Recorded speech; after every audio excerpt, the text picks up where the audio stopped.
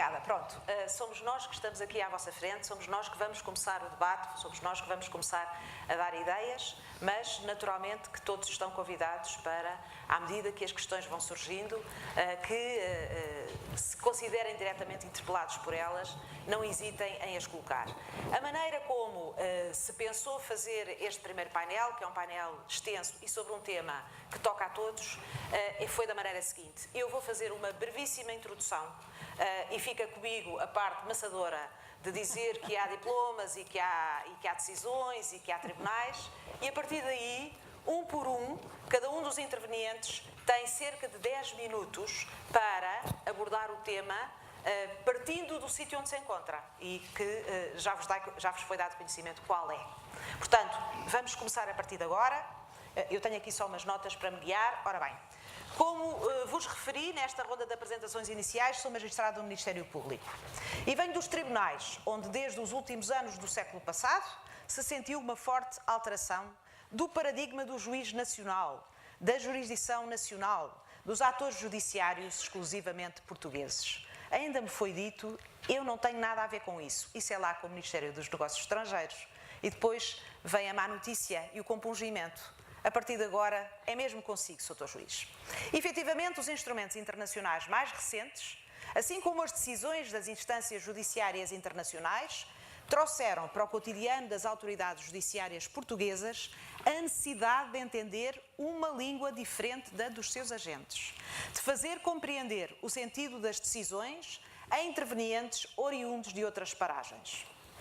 No entanto, já em 1950, a Convenção para a Proteção dos Direitos do Homem e das Liberdades Fundamentais anunciava claramente que qualquer pessoa presa deve ser informada no mais breve prazo e em língua que compreenda das razões da sua prisão e de qualquer acusação formulada contra ela, ou de ser informado no mais curto prazo em língua que entenda e de forma minuciosa da natureza e da causa da acusação contra ele formulada, e ainda de fazer-se assistir gratuitamente por intérprete, se não compreender ou não falar a língua usada no processo. Entre 75 e 2006, e isto é exemplificativo porque continua a acontecer assim, o Tribunal Europeu dos Direitos do Homem proferiu vários acórdãos sobre esta temática, em todos eles sublinhando a necessidade de garantir a mediação de um intérprete ou tradutor para que o arguido possa ser entendido e possa entender o que lhe é dito oralmente ou por escrito. E esta intervenção do profissional há de ser encargo do Estado que administra a justiça. Em obediência a esta linha de força, o Código de Processo Penal português, no seu artigo 92, reconhece o direito da pessoa que não conhece ou não domina a língua portuguesa a ver-lhe ser nomeado um intérprete idóneo sem encargos para ela. O direito a poder escolher também, sem encargos, intérprete diferente para o assistir nas conversações com o seu defensor e o dever para a autoridade judiciária de nomear intérprete sempre que for necessário traduzir documento em língua estrangeira.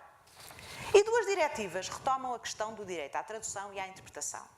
A sua presença enquadrará, naturalmente, a troca de impressões que hoje aqui se queira manter.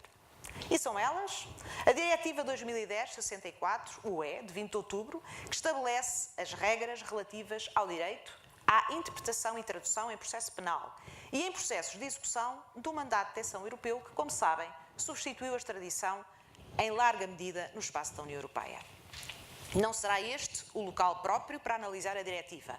Não o vou fazer ponto por ponto, mas permito-me realçar que, por me parecer útil e necessário para enquadrar este debate, o seu artigo 4º, que mais uma vez imperativamente refere que os Estados-membros suportam os custos de interpretação e de tradução decorrentes da aplicação dos artigos 2º e 3º, seja qual for o resultado do processo.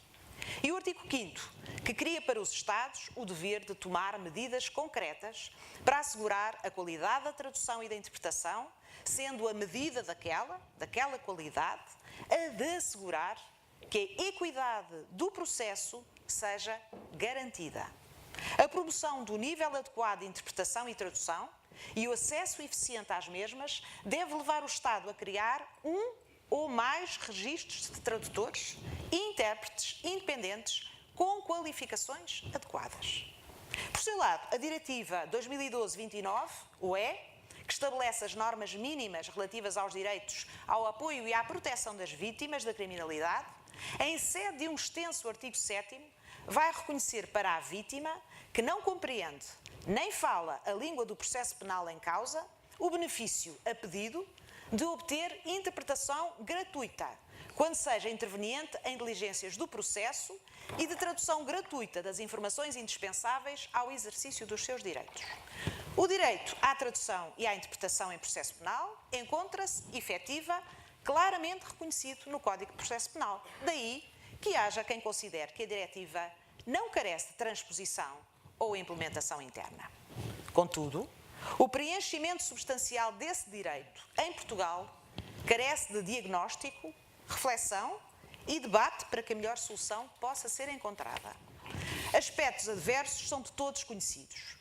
Peças processuais de dimensão muito superior à desejável, cuja tradução em prazos muito reduzidos é exigida, pouca familiaridade com instrumentos e ferramentas de facilitação, uma tabela fixa de pagamento de honorários com limites apertados e na existência de um procedimento nacional de identificação e certificação de tradutores que garanta a qualidade do trabalho prestado e apoie as autoridades judiciárias na escolha do profissional adequado. O status quo atual, sem que tal consideração seja dirigida a ninguém em particular, permite situações em que o serviço prestado ficou aquém da competência.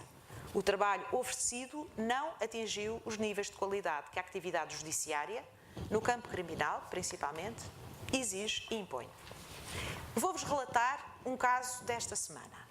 Nem de propósito, uma juiz da Cour d'Appel de Orléans, a propósito do cancelamento do mandato desse europeu, recebeu uma comunicação de uma autoridade judiciária portuguesa, traduzida numa língua parecida com a língua francesa.